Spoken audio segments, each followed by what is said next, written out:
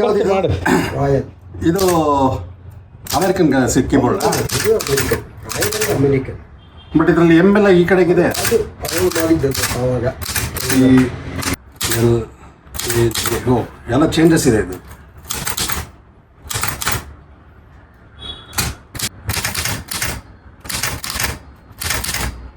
ಇದು computer keyboard ಅಲ್ಲ ಇದು. ನಮಸ್ಕಾರ ವೀಕ್ಷಕರೇ, ನಾನು ನಿಮ್ಮ ಪ್ರೀತಿಯ ಜಯಸಿಂಹ ಮುಸ್ರಿ ಮತ್ತು KM ವೀರೇಶ್ ನಮ್ಮ ಚಿತ್ರಲೋಕಕ್ಕೆ ಸ್ವಾಗತವನ್ನು ಕೋರ್ತಾ ಇದ್ದೀವಿ. ದಯವಿಟ್ಟು ಸಬ್ಸ್ಕ್ರೈಬ್ ಆಗಿರ್ತಕ್ಕಂಥ ಸ್ನೇಹಿತರು, ಸಬ್ಸ್ಕ್ರೈಬ್ ಆಗದೇ ಇರೋದವ್ರಿಗೆ ದಯವಿಟ್ಟು ತಾವು ಸಬ್ಸ್ಕ್ರೈಬ್ ಮಾಡಿಸಿ ಮತ್ತು ಶೇರ್ ಮಾಡಿ, ವೀಡಿಯೋಸ್ನ ಲೈಕ್ ಮಾಡಿ. ಸ್ನೇಹಿತರೆ, ಇವತ್ತಿನ ದಿವಸ ನಾನೊಂದು ಭಾಳ ಅದ್ಭುತವಾದ ಮತ್ತು ವಿಶೇಷವಾದ ಒಂದು ಸ್ಥಳಕ್ಕೆ ಬಂದಿದ್ದೀನಿ. ಇಂದಿರಾನಗರ್ ಮೆಟ್ರೋ ಸ್ಟೇಷನ್ನಿಂದ 11th ಕ್ರಾಸಲ್ಲಿ ಇರ್ತಕ್ಕಂಥ ರಾಮ ಅನ್ನೋರ ಮನೆಗೆ ಬಂದಿದ್ದೀನಿ. ಅವರ ಒಂದು ಕಾರ್ ಶೆಡ್ನಲ್ಲಿ ಅವರೊಂದು ಟೈಪಿಂಗ್ ಸರ್ವಿಸ್ ಅಂಗಡಿನ ಇಟ್ಕೊಂಡಿದ್ದಾರೆ. ಅಂದರೆ ನಮಗೆ ಏನಂದರೆ, ಇವತ್ತಿನ ಕಾಲದ ಜನ್ರೇಷನ್ನಲ್ಲಿ ಎಷ್ಟೋ ಜನಕ್ಕೆ ಟೈಪಿಂಗ್ ಮಿಷಿನ್ ಹೇಗಿದೆ ಅನ್ನೋದೇ ಗೊತ್ತಿರೋದಿಲ್ಲ. ಈಗ ನಾವು ಹೇಗೆ ಲ್ಯಾಪ್ಟಾಪ್ನ ಶೋಲ್ಡ್ರಲ್ಲಿ ಹಾಕ್ಕೊಂಡು ಇವತ್ತಿಗೆ ಆಫೀಸ್ಗಳಿಗೆ ಹೋಗ್ತೀವಿ, ಕೆಲಸ ಮಾಡಲಿಕ್ಕೆ ಹೋಗ್ತೀವಿ, ಎಲ್ಲವೂ ಇವತ್ತಿಗೆ ಲ್ಯಾಪ್ಟಾಪು, ಡೆಸ್ಕ್ಟಾಪು, ಬರೀ ಇದರಲ್ಲೇ ನಾವು ಬದುಕ್ತಾ ಇದ್ದೀವಿ. ಸೊ ಕಂಪ್ಯೂಟರ್ ಯುಗದಲ್ಲಿ ಹಳೇ ಕಾಲದಲ್ಲಿ ಅಂದರೆ ನೂರಾರು ವರ್ಷದ ಹಿಂದಿನ ಟೈಪ್ ರೈಟರ್ಸ್ ಹೇಗೆ ಮಿನಿಯೇಚರ್ಸ್ ಟೈಪ್ ರೈಟರ್ಗಳಿದ್ವು, ಹೇಗೆ ದೊಡ್ಡ ಟೈಪ್ ರೈಟರ್ಗಳಿದ್ವು, ಇದನ್ನು ಇವರು ಇವತ್ತಿಗೂ ಸರ್ವಿಸ್ ಮಾಡ್ತಾ ಇದ್ದಾರೆ. ಇವತ್ತಿಗೂ ಭಾಳಷ್ಟು ಸ್ಟೋರೇಜ್ ಮಾಡಿ ಇಟ್ಕೊಂಡಿದ್ದಾರೆ. ಒಂದು ಕಾಲದಲ್ಲಿ ಸರ್ಕಾರಿ ಕೆಲಸ ನಮಗೆ ದಕ್ಕಬೇಕು ಅಂದರೆ ಟೈಪಿಂಗ್ ಕಲಿಬೇಕಿತ್ತು. ಟೈಪಿಂಗ್ ಜೊತೆಗೆ ಇನ್ನೊಂದೇನೆಂದರೆ ಒಂದು ಶಾರ್ಟ್ ಹ್ಯಾಂಡ್ ಅನ್ನೋದನ್ನು ಒಂದು ಹೇಳ್ಕೊಡ್ತಾಯಿದ್ರು. ಆ ಶಾರ್ಟ್ ಹ್ಯಾಂಡ್ನ ಕಲಿಬೇಕಾಗ್ತಿತ್ತು. ಬಹಳಷ್ಟು ಹುಡುಗರು ಟೈಪಿಂಗ್ ಕಲಿತಿದ್ರೋ ಇಲ್ವೋ ಗೊತ್ತಿಲ್ಲ, ಹುಡುಗಿರನ್ನ ಡೌ ಹೊಡಿಯೋಕ್ಕಂತೂ ಹೋಗ್ತಾ ಇದ್ದಿದ್ದಂಥ ಒಂದು ಸೀಸನ್ ಇತ್ತು. ಬನ್ನಿ ವೀಕ್ಷಕರೇ, ಇವತ್ತಿನ ದಿವಸ ನಾನು ನೂರಾರು ವರ್ಷದ ಹಳೆಯ ಟೈಪ್ ರೈಟರ್ಸ್ನ ನಾನು ನಿಮಗೆ ತೋರಿಸ್ಬೇಕು ಅಂದ್ಬಿಟ್ಟು ಇಂದಿರಾನಗರಕ್ಕೆ ಬಂದಿದ್ದೀವಿ. ಬನ್ನಿ ವೀಕ್ಷಕರೇ, ನೋಡೋಣ. ನಮಸ್ಕಾರ ರಾಮ ಅವರೇ. ನಮಸ್ತೆ ಸರ್, ಹೇಗಿದ್ದೀರಿ? ಚೆನ್ನಾಗಿದ್ದೀರಾ ಸರ್?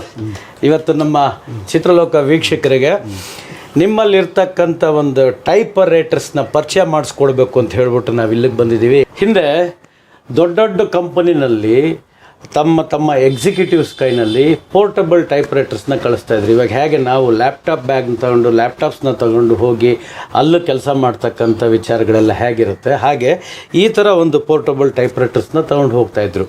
ಇದು ಬಿಟ್ಟು ಮಿಲ್ಟ್ರಿ ಕ್ಯಾಂಪ್ಸ್ ಅಥವಾ ಬಾರ್ಡರ್ಸಲ್ಲಿ, ಮಿಲ್ಟ್ರಿನವರು ಬಾರ್ಡರ್ಸ್ನಲ್ಲಿ ಉಪಯೋಗಿಸ್ತಾ ಇದ್ದಂಥ ಇವೆಲ್ಲ ಈ ಸಣ್ಣ ಸಣ್ಣ ಟೈಪ್ ರೈಟರ್ಸು. ರಾಮ್ ಸರ್, ಇವಾಗ ಇದು ಕಂಪನಿ ಹೆಸರೇನು, ಇದು ಯಾವಾಗ ಯೂಸ್ ಮಾಡ್ತಾಯಿದ್ರು, ಇದು ಎಷ್ಟು ವರ್ಷದ ಹಳೇದು ಸರ್? ಇದು ಮಾಡಿದ್ದೆ ಇದರ ಹತ್ರ ಪಾಂಪ್ಲೆಟ್ ಇದೆ ನನ್ನ ಹತ್ರ. 1868ರಲ್ಲಿ ಮಾಡಿದ್ದು. ಆಲ್ಮೋಸ್ಟ್ 170-72 ವರ್ಷ ಆಗ್ತಾ ಇದೆ. 70 ವರ್ಷ ಆಯಿತು. ಇವತ್ತಿಗೂ ಇದು ಹೇಗಿದೆ ನೋಡಿ, ಚೆನ್ನಾಗಿದೆ. ಇನ್ನೂ ಕೆಲಸ ಮಾಡುತ್ತೆ, ಇನ್ನು ಕೆಲಸ ಮಾಡ್ತಾ ಇದೆ.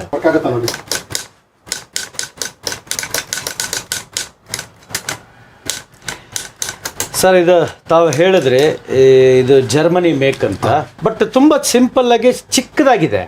ಇದು ಕಂಪನಿ ಹೆಸರು ಇರೋಕಾ ಅಂತ. ಏನ್ ಸರ್ ಇದು? ಎರಿಕಾ ಅಂತನಾ? ಎರಿಕಾ ಅಂತ. ಓಕೆ, ಎರಿಕಾ ಅಂತ ಹೇಳ್ಬಿಟ್ಟು ಈ ಟೈಪ್ ರೈಟರ್ ಹೆಸರು. 68 ಆಲ್ಮೋಸ್ಟ್ 172 ಇಯರ್ಸ್. 56 ಸರ್, ಇನ್ನೂ ಇದನ್ನೆಲ್ಲ ಇಟ್ಟಿದ್ದೀರಲ್ಲ, ನಿಜವಾಗ್ಲೂ ಭಾಳ ಸಂತೋಷ ಆಯಿತು ಸರ್. ಸರ್, ಇಲ್ಲಿ ಇನ್ನೂ ಬೇಕಾದಷ್ಟು ಪೋರ್ಟಬಲ್ ಟೈಪ್ ರೈಟರ್ಸ್ ಇಟ್ಕೊಂಡಿದ್ದೀರಾ ಸರ್. ಒಂಚೂರು ನಮ್ಮ ವೀಕ್ಷಕರಿಗೆ ಅದು ಮಾಡೆಲ್ಸ್ ಹೇಗೆ ಚೇಂಜ್ ಮಾಡ್ತಾ ಇದ್ರು, ಅದು ಏನಕ್ಕೋಸ್ಕರ? ಹಾಂ ಸರ್, ಇದು ರಿಮಿಂಗ್ಟನ್ ಟೈಪ್ ರೈಟರ್. ರೆಮಿಂಗ್ಟನ್ ಇದು ಮಾಡಿದ್ದು ಅಮೆರಿಕಾದಲ್ಲಿ. ಓಕೆ. ಇದನ್ನೇ ಪರ್ಟಿಕ್ಯುಲರ್ ಎಲ್ಲೂ ಉಪಯೋಗಿಸ್ತಿದ್ರು ಅಂದರೆ ವಾರ್ಫೀಲ್ಡಲ್ಲಿ ಮಾಡ್ತಿದ್ರು. ಇದಕ್ಕೆ ಹೆಸರು ರಿಮಿಂಗ್ಟನ್ ನಾಯ್ಸ್ಲೆಸ್ ಪೋರ್ಟಬಲ್. ನಾಯ್ಸ್ಲೆಸ್ ವಾರ್ಫೀಲ್ಡಲ್ಲೆಲ್ಲ ಶಬ್ದ ಬರಬಾರ್ದು, ಅದರಿಂದ ಇದಕ್ಕೆ ನಾಯ್ಸ್ಲೆಸ್ ಅಂತ ಹೆಸರಿಟ್ರು. ಓಕೆ, ಅದು ಇದು. ಬಟ್ ಇದು ಈಗ ಇರೋದು ನೋಡಿದ್ರೆ ನಾಯ್ಸ್ ಬರ್ತಿದೆ. ಈಗ ಉದ್ದೇಶ ಇದು ರಬ್ಬರ್ ಹಾಡಾಗಿದೆ. ಈ ರಬ್ಬರು ಹಾಳಾಗಿದೆ, ಅದರಿಂದ ಅದು ಬರ್ತಾ ಇದೆ. ರಬ್ಬರ್ ಬೇರೆ ಬದಲಾಯಿಸ್ಬಿಟ್ರೆ ನಾಯ್ಸ್ ಬರೋದಿಲ್ಲ. ನಾಯ್ಸ್ಲೆಸ್ ಟೈಪ್ ರೈಟರ್. ಇದನ್ನ ಮೋಸ್ಟ್ ಆಫ್ ಮಿಲಿಟರಿ ಮಾತ್ರ ಇದು ಉಪಯೋಗಿಸ್ತಾ ಇದೆ. ಅವ್ರಿಗೋಸ್ಕರ ರೆಮಿಂಗ್ಟನ್ ಕಂಪನಿ ಅವರು ಇದನ್ನ ಮ್ಯಾನುಫ್ಯಾಕ್ಚರ್ ಮಾಡಿದ್ದಾರೆ. ರಿಮಿಂಗ್ಟನ್ ನಾಯ್ಸ್ಲೆಸ್ ಅಂತ ಮಾಡಿದ್ದಾರೆ. ಹೆಸರು ನಾಯ್ಸ್ಲೆಸ್. ಬೇರೆದಕ್ಕೆಲ್ಲ ರಿಮಿಂಗ್ಟನ್ ಅಂತ ಇರುತ್ತೆ. ಅಮೆರಿಕದಲ್ಲಿ ಇಲ್ಲಿ ತಗೊಂಬಂದ ನಮಗೆ ಸ್ವಾತಂತ್ರ್ಯ ಬಂದ ಮೇಲೆ ನಾವು ಇಲ್ಲಿ ತಗೊಂಡ್ಬಂದಿದ್ದು ಫಸ್ಟ್ ಬಂದಿದ್ದು ರಿಮಿಂಗ್ಟನ್. ಇದು ಅಮೇರಿಕಾದಿಂದ ಬಂದಿದ್ದು. ಇದನ್ನ ಮಾಡ್ತಿದ್ದು ಕಲ್ಕಟ್ಟಾದಲ್ಲಿ ಮಾಡಿದ್ರು ಫಸ್ಟ್. ಓಕೆ. ಆಮೇಲೆ ಹಾಲ್ಡಾ ಟೈಪ್ರೈಟರ್ ಒಂದು ಬಂತು, ಅದು ಸ್ವೀಡನ್ನಿಂದ ಬಂತು. ಅವ್ರು ಪ್ರಾರಂಭ ಮಾಡಿ ಚೆನ್ನೈಲಿ ಮಾಡಿದ್ರು. ಇದು ಎರಡೇ ಸುಮಾರು ದಿನ ಆಯಿತು. ಆಮೇಲೆ ಬೇರೆ ಇಂಪೋರ್ಟೆಡ್ ಮಿಷಿನ್ಗಳೆಲ್ಲ ಬರ್ತದೆ, Woodstock, Royal, Underwood, Smith Corona, ಆ ಥರ ಎಲ್ಲ ದೊಡ್ಡ ಮಿಷಿನ್ಗಳೆಲ್ಲ ಬರ್ತಾಯಿತ್ತು. ಆಮೇಲೆ ಒಂದು 65 ಇಂಪೋರ್ಟೆಡ್ ಎಲ್ಲ ಸ್ಟಾಪ್ ಮಾಡಿಬಿಟ್ರು. ಎಲ್ಲಿ ಭಾರತ? ಹೌದು, ನಮ್ಮ ಪ್ರಾಡಕ್ಟ್ ನಮ್ಮಲ್ಲೇ ತೊಗೊಳೋದು ಬಿಟ್ಟು ಹೊರಗಡೆ ತೊಗೊಂಡ್ರೆ ನಮ್ದು ಎಲ್ಲಿದೆ ಖರ್ಚಾಗಬೇಕಲ್ಲ.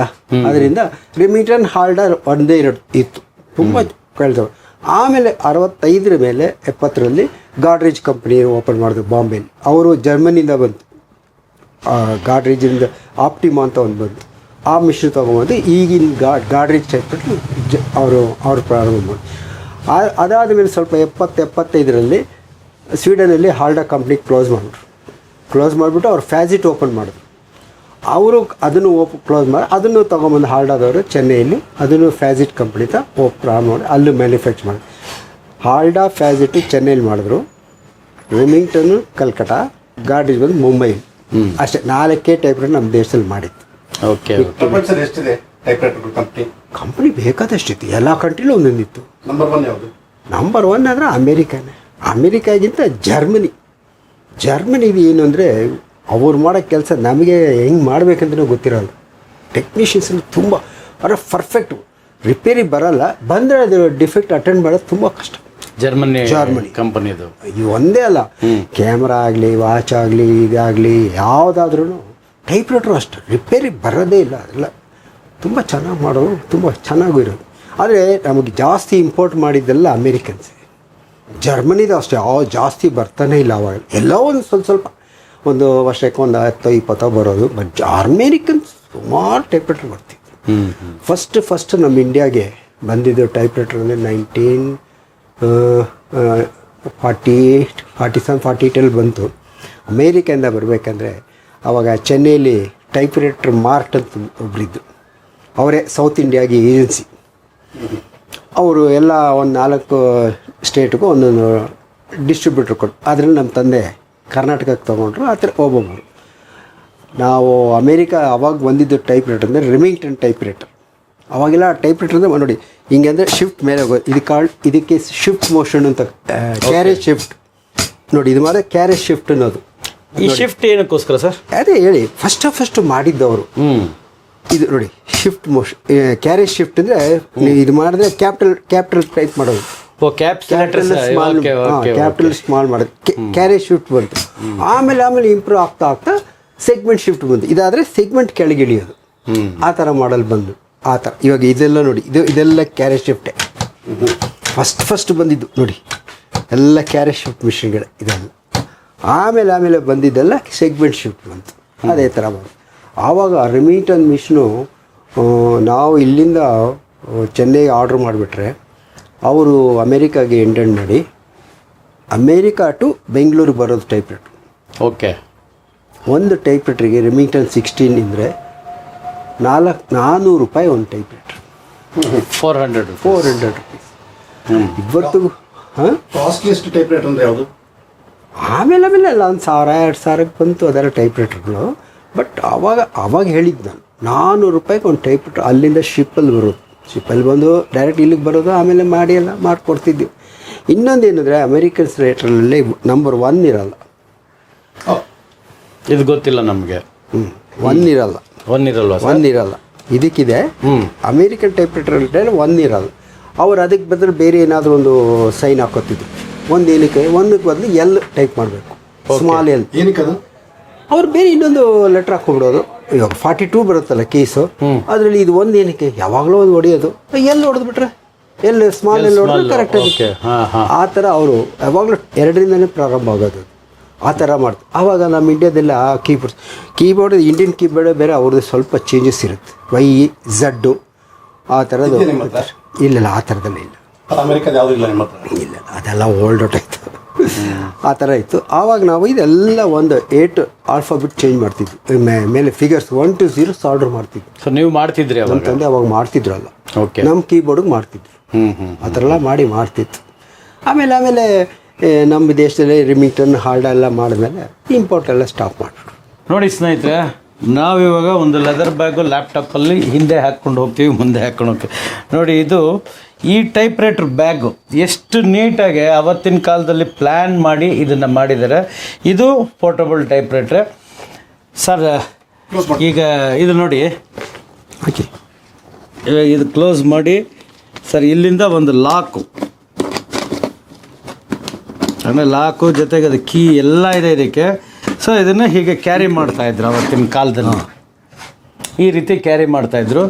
ಸೊ ನಾವಿವಾಗ ಲ್ಯಾಪ್ಟಾಪ್ ಬ್ಯಾಗು ಅವು ಇವೆಲ್ಲ ಬೇರೆ ಬೇರೆ ಥರ ಮಾಡ್ರನೈಸ್ ಆಗೋಗಿದ್ದೀವಿ, ಮಾಡ್ರನೈಸ್ ದುನಿಯಾದಲ್ಲಿದ್ದೀವಿ ಸರ್. ಇವಾಗ ಇದು ಈ ಪೋರ್ಟಬಲ್ ಟೈಪ್ ರೈಟ್ರ್ ಇದು ಅಲ್ವಾ ಸರ್?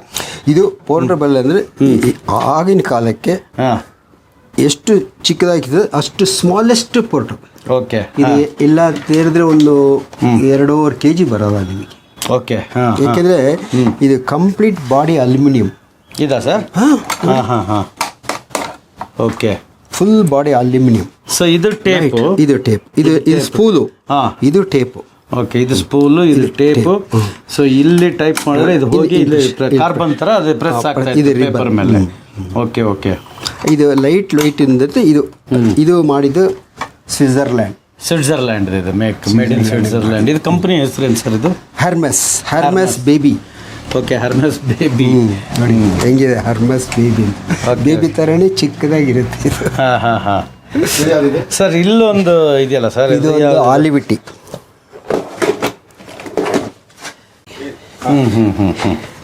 ಇದು ಇದು ಇದು ಮ್ಯಾನುಫ್ಯಾಕ್ಚರ್ ಆಗಿದ್ದು ಇಟಾಲಿ. ಇದು ಇಟಾಲಿದು ಇಟಾಲಿ. ಅವಾಗೆಲ್ಲ ನೋಡಿ ಇಟಾಲಿಯಾ ಅಂತಿತ್ತು. ಹಾಂ ಹಾಂ, ಇಟಾಲಿಯಾ ಅಂತಿತ್ತು, ಇವಾಗ ಇಟಲಿ. ಸರ್ ಇದ್ರ ಕೀಸೆ ಒಂಥರ ಡಿಫ್ರೆಂಟ್ ಆಗಿದೆ. ಅಂದ್ರೆ ನಮಗೆ ಫಿಂಗರ್ಸ್ ಇಟ್ಟರೆ ಎಲ್ಲ ಒಂದೇ, ಎಲ್ಲ ಥರ ಆಗಬಾರ್ದು ಅಂತ ಎಲ್ಲ ಒಂದು ರಿಂಗ್ ಮಾರ್ಕ್. ಇದಕ್ಕೆ ಅವಾಗ ಫಸ್ಟ್ ಮಾಡೆಲ್ಗಳು ಬಂದಿದ್ದು ಕೀ ಕಾರ್ಡ್, ಕೀ ರಿಂಗ್ ಬರ್ತಿತ್ತು. ಆಮೇಲೆ ಏನ ಮಾಡಿದ್ರು, ಸ್ವಲ್ಪ ದಿನ ಆದಮೇಲೆ key card glass with ring. Okay, ಅದಕ್ಕೆ ಇದಕ್ಕೆಲ್ಲ ಗ್ಲಾಸ್ ಮಾಡಲ್ ಅನ್ನೋರು. ಇದು ಗ್ಲಾಸ್ ಮಾಡಲ್ ನೋಡಿ, ಗ್ಲಾಸ್ ಇದೆ ನೋಡಿ. ಹಾಂ ಹಾಂ, ಗ್ಲಾಸ್ ಇದ್ರೆ ನಿಮಗೆ ಕೀ ಕಾರ್ಡ್ ಸವಿಯಲ್ಲ. ಓಕೆ, ಅಕ್ಷರಗಳು ಯಾವುದು ಸವಿಯಲ್ಲ, ಆ ಥರ ಇರುತ್ತೆ ಕ್ಲೀನ್ ಗ್ಲಾಸ್ ಮಾಡಲ್ ಅಂತ. ಇದೆಲ್ಲ ಬಂದಮೇಲೆ ಇದೆಲ್ಲ ಹಳೇದು. ಅದಾದಮೇಲೆ ಕೀ ಟಾಪ್ ಬಂದ್ಬಿಡ್ತು ನೋಡಿ. 1868ರಲ್ಲೇ ಕೀ ಟಾಪ್ ಬಂದ್ಬಿಟ್ಟಿದೆ. ಎಸ್ ಎಸ್, ಇದೆಲ್ಲ ಅದರಿಂದ ಒಂದು ಮಾಡಲ್ ಇದೆಲ್ಲ. ಇದು ಆಲಿವಿಟಿ, ಹಳೇದು ಇದು. ಇದು ಆಲಿವಿಟಿ, ಇದು ಆಲಿವಿಟಿ 25 ಲೆಟ್ರಾ. ಲೆಟ್ರಾ 25 ಅಂತನಾ ಮಾಡಲ್. ಓಕೆ, ಇದಕ್ಕೆಲ್ಲ ಸ್ಪೇನ್ ಅಂತ ಮಾಡಿಬಿಟ್ರು. ಏಕೆಂದರೆ ಅವ್ರ ಪ್ಯಾಟರ್ನ್ ಎಲ್ಲ ಹೊರಗಡೆ ಕಳಿಸ್ಬಿಟ್ರೆ, ಕೊಟ್ಬಿಟ್ರೆ ಬೇರೆ ಕಂಟ್ರಿಯವ್ರು ತೊಗೊಂಡ್ಬಿಟ್ಟು ಅವ್ರ ಹೆಸರು ಹಾಕೊಂಡ್ಬಿಡೋದು, ಮೇಡ್ ಇನ್ ಸ್ಪೇನ್ ಅಂತ ಹಾಕೊಂಡ್ಬಿಡೋರು. ಇದೆಲ್ಲ ಜನರಲ್ ನಾವು ಆಫೀಸ್ಗಳಿಗೆ ಯೂಸ್ ಇದು ನೋಡಿ, ಇದರಲ್ಲಿ ಲೆಟ್ರಾ 32 ಅಂತ. ಲೆಟ್ರಾ 32 ಲೆಟ್ರಾ ಮಾಡಲ್ಗಳದು 22, 32, 35 ಆ ಥರ ಬರ್ತಾಯಿತ್ತು. ಆಮೇಲೆ ಸ್ವಲ್ಪ ಕಮ್ಮಿ ಆದಮೇಲೆ ಬರೋದೆಲ್ಲ ಸ್ಟಾಪ್ ಆಗೋಯ್ತು. ನೋಡಿ ಇದಕ್ಕೇನು ಹಾಕಿದ್ದಾರೆ, ಮೇಡ್ ಇನ್ ಇಟಾಲಿ ಅಂತಿದೆ. ಅದರಲ್ಲಿ ಇಟಾಲಿಯಾ ಅಂತ ಇತ್ತು. ಓಕೆ, ಅವಾಗ ಎಷ್ಟು ಚೇಂಜ್ ಇದೆ, ಬರ್ತಾ ಬದಲಾವಣೆ ಮಾಡ್ಕೊಂಡು ಇಟಾಲಿ ಅಂತ ಇಲ್ಲಿ ಬಂದ್ಬಿಡ್ತು. ಅದು ಮೊದಲು ಅದರಲ್ಲಿ ಇಟಾಲಿಯಾ ಅಂತ ಇತ್ತು. ಸರ್ ಇಷ್ಟು ಕಲೆಕ್ಷನ್ಸ್ ಇಟ್ಟಿದ್ದೀರಲ್ಲ, ಸೊ ತಾವು ಹೇಳ್ತಿದ್ದೀರಾ ತಮ್ಮ ತಂದೆಯವರಿಂದ ಇದು ಮೊದಲು ಪ್ರಾರಂಭ ಮಾಡಿದ್ರಿ ಸರ್ವಿಸ್ ಸ್ಟೇಷನ್ ಅಂತ. ನೀವು ಸೇಲ್ಸ್ ಮಾಡ್ತಿದ್ರಾ ಅಥವಾ ಬರೀ ಸರ್ವಿಸ್ ಮಾಡ್ತಿದ್ರಾ, ಹೇಗೆ ಸರ್? ನಮಗೆ ಸೌತ್ ಇಂಡಿಯಾಗೆ ಏಜೆನ್ಸಿ, ನಾವು ಏಜೆನ್ಸಿ ಇರುವಾಗ ಸೇಲ್ಸು ಸರ್ವಿಸು ಎಲ್ಲ ಮಾಡಬೇಕು, ಎಲ್ಲ ಮಾಡ್ತಾರೆ. ತಾವು ಅಲ್ಲಿಂದ ಕಲ್ತಂತ ವಿದ್ಯೆ ಇದು. ಅದರಿಂದ ನಮಗೆ ಎಲ್ಲ ಟೈಪ್ ಮಾಡೋ ಅನುಭವ ಇದೆ. ಈಗ ನಮಗೆ ಅದು ಕೆಲವರು ಅಯ್ಯೋ ಇದು ಗೊತ್ತಿಲ್ಲಪ್ಪ, ನಮಗೆ ಎಲ್ಲ ಎಷ್ಟು ಮಿಷಿನ್ ನಾವು ಇಂಪೋರ್ಟ್ ಮಾಡಿ ನಾವು ಮಾಡಿದ್ರು ಅಷ್ಟು ಮಿಷಿನ್ಗೆ ಇಂಪಾರ್ಟೆಂಟ್ ಪಾರ್ಟ್ಸ್ಗಳು ಇನ್ನೂ ಇದೆ. ಯಾರಾದರೂ ಈಗ ಟೈಪಿಂಗ್ ಮಿಷಿನ್ ಹೋದ್ರೆ ಹೋಗಲ್ಲ, ಹೋದ್ರೆ ಏನು ಮಾಡ್ತೀವಿ, ಇಲ್ಲಪ್ಪ ಇದೇನು ರಿಪೇರಿ ಮಾಡೋಕ್ಕಾಗಲ್ಲ ಅಂತ ಹೇಳ್ಬೋದು. ಬಟ್ ಇರೋದ್ರಿಂದ ಮಾಡ್ಕೊಡ್ತಾ ಇದ್ದೀವಿ. ಅದರಿಂದ ನಮಗೆ ಎಲ್ಲಿರೋರು ಬರ್ತಾರೆ, ಇಲ್ಲಿ ಹೋದರೆ ಒಂದು ಸಿಗುತ್ತೆ ನಮಗೆ. ಈಗ ನೋಡಿ, ಈಗ ಟೈಪ್ ರೈಟರೆಲ್ಲ ಕ್ಲೋಸ್ ಮಾಡಿದ್ಮೇಲೆ ರಬ್ಬರ್ ಪಾರ್ಟ್ಸ್ ಯಾರು ಮಾಡೋ ಸ್ಟಾಪ್ ಮಾಡಿಬಿಟ್ರು. ಡೆಲ್ಲಿಲಿ ಮಾಡ್ತಿದ್ದಾರೆ. ಈ ಕೋವಿಡ್ ಬಂದ ಮೇಲೆ ಅದು ಒಂದು 2 ಕಂಪ್ನಿ ಕ್ಲೋಸ್ ಮಾಡಿಬಿಟ್ರು. ಒಬ್ಬರೇ ಮಾಡ್ತಿದ್ದಾರೆ. ಅವರು ಸ್ವಲ್ಪ ಡಿಮ್ಯಾಂಡ್ ಮಾಡ್ತಾರೆ, ಪೋರ್ಟಬಲ್ಗೆಲ್ಲ ಮಾಡಲ್ಲ ಅಂತ. ನಾವು ಅವಾಗಿಂದ ತರಿಸಿರೋದ್ರಿಂದ ನಾವು ಕೇಳಿದ್ದಕ್ಕೆ ಏನೋ ಮಾಡಿಕೊಡ್ತಿದ್ದಾರೆ. ಅದರಿಂದ ಬಾಂಬೆಲಾಗಲಿ ಚೆನ್ನೈಲಾಗಲಿ ಯಾರು ಪೋರ್ಟಬಲ್ ರಿಪೇರಿ ಮಾಡೋದು ಅವರೇ ನನ್ನನ್ನು ಕೇಳೋರು, ಏನು ಪೋರ್ಟಬಲ್ ಶೀಲ್ಡ್ ಯಾರೂ ಕೇಳಲ್ಲ, ನೀವೇ ಮಾತ್ರ ಕೇಳ್ತೀರ, ಇಂಡಿಯಾದಲ್ಲಿ ಯಾರೂ ಕೇಳಲ್ಲ, ನಮ್ಮಲ್ಲಿ ಪೋರ್ಟಬಲ್ ಬರುತ್ತೆ. ಅಲ್ಲಿಂದ ನನಗೆ ಎಷ್ಟೋ ಜನ ಈಗ ಈ IT ಕಂಪ್ನಿ ಬಂದ ಮೇಲೆ ಸುಮಾರು ಜನ ಎಲ್ಲ ಇದ್ದಾರೆ, ಎಲ್ಲರೂ ಬರೋಲ್ಲ, ಅವರೆಲ್ಲ ಇಲ್ಲಿ ಬಂದು ನಮ್ಮ ತಂದೆದಿದೆ, ನಮ್ಮ ತಾತದಿದೆ, ಒಂದು ಪೋರ್ಟಬಲ್ ರಿಪೇರಿ ಮಾಡ್ತೀನಿ, ಸುಮಾರು ಜನ ತಗೊಂಬರ್ತಾರೆ. ಎಲ್ಲರಿಗೂ ನಮ್ಮ ಎಷ್ಟು ಜನ ಮಾತ್ರ ಒಂದು 150 ಮಿಷನ್ ಇದೆ ಎಲ್ಲ. ಎಲ್ಲ ವರ್ಕಿಂಗ್ ಕಂಡೀಷನ್ ರೆಡಿ ಇವಾಗ ಯಾವುದು ನಾವು ರೆಡಿ ಮಾಡಿ ಇಡೋದು, ಯಾಕೆ ಪಾರ್ಟಿ ಬರಬೇಕು, ಅವ್ರು ಸೆಲೆಕ್ಟ್ ಮಾಡಿದ್ರೆ ಆಮೇಲೆ ರೆಡಿ ಮಾಡಿ ಕೊಡ್ತೀವಿ. ಮಾಡ್ತೀರಾ ಇದನ್ನು? ಹಾಂ. ಏನು ರೇಟ್ ಇವೆಲ್ಲ? ಎಲ್ಲ ಬರುತ್ತೆ, ಒಂದು 5,000ದಿಂದ ಒಂದು 20,000. ನೋಡಿದ್ರಲ್ಲ ವೀಕ್ಷಕರೇ, ರಾಮ್ ಅವರು ನಮಗೆ ಈ ಟೈಪಿಂಗ್ ಮಿಷಿನ್ ಬಗ್ಗೆ ಸಾಕಷ್ಟು ವಿಚಾರಗಳನ್ನ ತಿಳಿಸ್ಕೊಟ್ರು. ತಾವು ನೋಡಿ ಖುಷಿ ಪಟ್ಟಿದ್ದೀರಾ ಅಂದ್ಕೊಂಡಿದ್ದೀನಿ. ನಮ್ಮ ಚಿತ್ರಲೋಕ ಯೂಟ್ಯೂಬ್ ಚಾನಲ್ನ ದಯವಿಟ್ಟು ಸಬ್ಸ್ಕ್ರೈಬ್ ಮಾಡಿ. ಸಬ್ಸ್ಕ್ರೈಬ್ ಮಾಡಿರ್ತಕ್ಕಂಥ ಸ್ನೇಹಿತರು ತಮ್ಮ ಸ್ನೇಹಿತರಿಗೆ ಹೇಳಿಬಿಟ್ಟು ಸಬ್ಸ್ಕ್ರೈಬ್ ಮಾಡಿಸಿ, ನಮ್ಮ ವೀಡಿಯೋಸ್ನ ಶೇರ್ ಮಾಡಿ. ಹೋಗಿ ಬರ್ತೀವಿ ಮತ್ತೊಂದು ಸಂಚಿಕೆಯಲ್ಲಿ. ನಮಸ್ಕಾರ. ಕೊರೋನಾ ಟೈಪ್ ರೈಟರ್ ಇದು. ನೋಡಿ ಕರೋನಾ ಅನ್ನೋದು ಆವಾಗ ಕೊರೋನಾ ಇತ್ತು ನೋಡಿ, ಆ ಕ್ಯಾಟ್ಲಾಕ್ ನೋಡಿ ಎಷ್ಟು ಮಾಡಲ್ಸ್ ಇದೆ, ಎಷ್ಟು ಕಲರ್ ಇದೆ ನೋಡಿ, ಒಟ್ಟು 6 ಕಲರ್ ಆ ಕಾಲದಲ್ಲೇ. ಇದು ಕೊರೋನಾ ಟೈಪ್ ರೈಟ್ರಾ? Corona portable typewriter. So ಇದೇ ಕಾಯಿಲೆ ಬಂದ್ಬಿಡ್ತು. ಹಾಂ, ಬಂದ್ಬಿಡ್ತು. ಸೊ ಫಸ್ಟ್ ಪೇಜ್ ತೊಗೊಳ್ಳಿ. ಹಾಂ ನೋಡಿ, ಫಸ್ಟು ಇದು ಮೆಷಿನ್, ಇವಾಗ ಇಲ್ಲಿದೆಯಲ್ಲ ಸೇಮ್ ಮಿಷಿನ್, ಇದು ಬ್ಲ್ಯಾಕ್ ಕಲರ್ ಇದೆ ನೋಡಿ.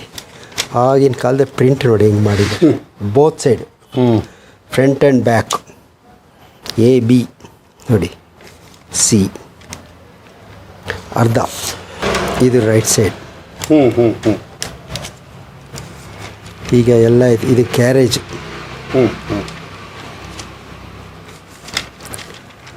ಇದು ಕಂಪ್ಲೀಟ್ ಫ್ರೇಮ್ ಎಲ್ಲ ಬಿಚ್ಚಿಬಿಟ್ಟ ಮೇಲೆ ಹಿಂಗಿರುತ್ತೆ, ಸಿಲಿಂಡ್ರೆಲ್ಲ ಇರೋದು. ಇದು bottom. So A to L ವರೆಗೂ ಇದನ್ನು ನಿಮಗೆ ಕೊಟ್ಟಿದ್ದಾರಲ್ವಾ ಸರ್? ಒಂದೊಂದು ಪೇಜಿಗೆ ಒಂದೊಂದು ನಂಬರ್ ಕೊಟ್ಟಿದ್ದಾರೆ. ಬಟ್ ಅವಾಗ ನೋಡಿ ಪ್ರಿಂಟಿಂಗ್ ಹೇಗಿದೆ, ಸೂಪರ್ ಆಗಿದೆ ಸರ್ ಇದು.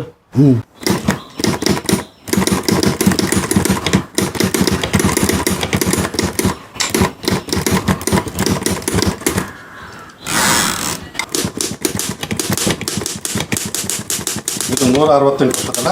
ಹಾಂ, 160 ವರ್ಷ.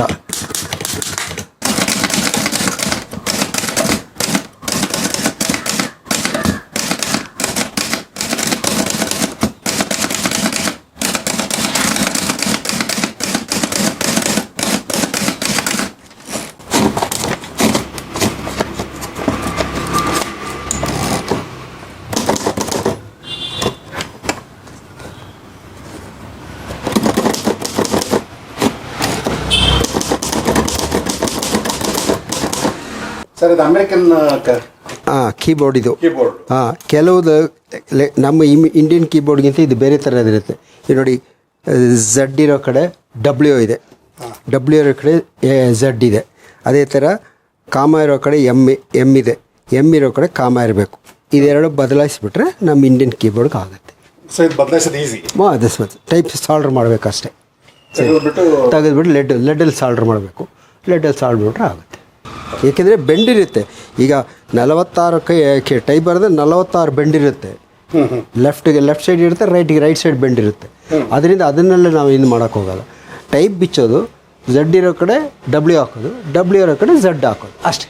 ಸಾಲ್ಡ್ರ್ ಮಾಡಿಬಿಟ್ರೆ ಸರಿ ಹೋಗೋದು. ಇಲ್ಲಿ ಇದ್ರ ಮೇಲೆ ಚೇಂಜ್ ಮಾಡೋದು ಅಷ್ಟೇ. ಇದನ್ನೇ ಇದು W ಮೇಲೆ ಹೋಗುತ್ತೆ, Z ಕೆಳಗೆ ಬರುತ್ತೆ. ಕೀಟ ತೆಗೆದು ಚೇಂಜ್ ಮಾಡೋದು ಅಷ್ಟೇ.